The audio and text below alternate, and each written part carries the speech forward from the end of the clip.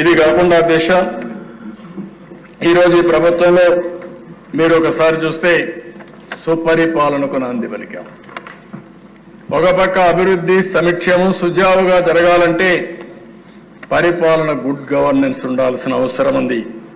అందుకనే ఈరోజు మీరు చూసినప్పుడు 1వ తారీఖునే ఉద్యోగస్తులకి పింఛన్దారులకి ఎవరైతే పెన్షనర్స్ ఉన్నారో వాళ్ళందరికీ కూడా 1వ తారీఖు ఇచ్చే పరిస్థితి తీసుకొచ్చాం.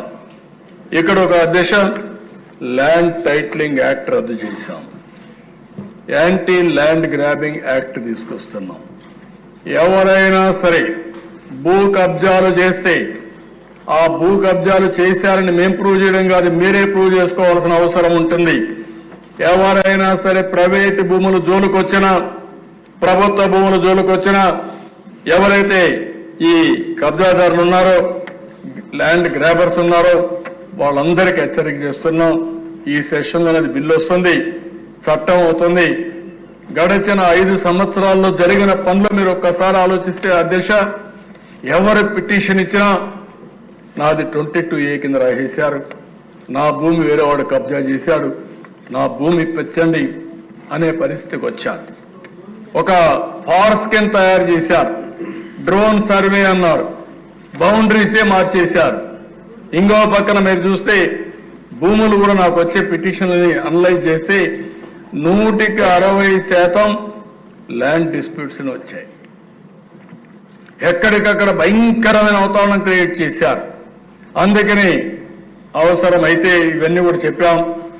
ఏవైతే గ్రామాల్లో రెవెన్యూ సదస్సులు పెడతాం, సమస్యలు పెట్టి ప్రక్షాళన చేస్తాం, రీసర్వేలు చేస్తాం, ఎన్ని చర్యలు చేయాలనో తప్పు చేసిన వాళ్ళపైన యాక్షన్ తీసుకుంటాం.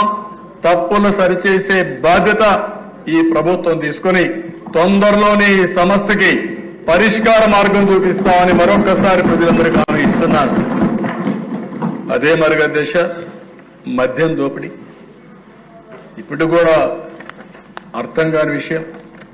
హోల్సేల్, రీటైల్, మ్యానుఫ్యాక్చరింగ్ అన్ని కూడా అస్తవ్యస్తం చేశారు. ఈరోజు ఈ ప్రభుత్వం వచ్చిన తర్వాత ఒక ట్రాన్స్పరెంట్ మెథడ్ తీసుకొచ్చాం.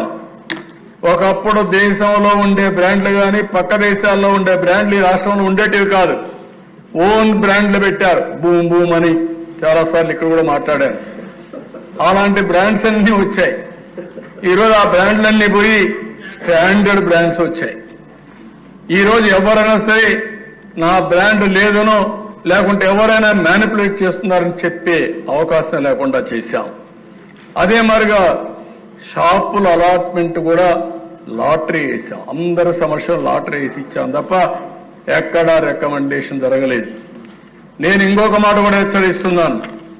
ఎవరైనా సరే ఆ షాపు పెట్టుకొని ఎక్కడైనా రీటైల్ గాని మీ ఇష్ట ప్రకారం అమ్మితే మాత్రం ఖబర్దార్ జాగ్రత్తగా ఉండండి. బెల్ట్ షాప్ వస్తే మాత్రం బెల్ట్ తీస్తాం. చాలా కఠినంగా ఈ ప్రభుత్వం ఉంటుంది. ఎవరిని వదిలిపెట్టమని చెప్పి నేను క్లారిటీ ఇస్తున్నాను. ఫస్ట్ టైం 10 లక్షలు ఇస్తున్నాం. రెండోసారి ఇంకా ఏమాత్రం నిర్మోహమాటంగా ఆ షాపుని క్యాన్సిల్ చేస్తామని చెప్పి కూడా నేను మీకు తెలియజేస్తున్నా. ఇక్కడుండే ఎమ్మెల్యేలందరినీ కోరుతున్నాను, ఎన్డీఏ ఎమ్మెల్యేస్ అందరినీ, మనందరం కలిసి మన నియోజకవర్గంలో బెల్ట్ షాపులు లేకుండా మన వాళ్ళు ఎవరిని తప్పు చేసేవాడిని ఎక్కడ సహకరించకుండా మన తన విభేదాలు లేకుండా ప్రక్షాళన చేసే బాధ్యత మీరు తీసుకోండి. తద్వారా మీకు మంచి పేరు వస్తుంది, ఎన్డీఏకి మంచి పేరు వస్తుంది. అది చేయాల్సిందిగా ఎమ్మెల్యేస్ అందరినీ కోరుతున్నా.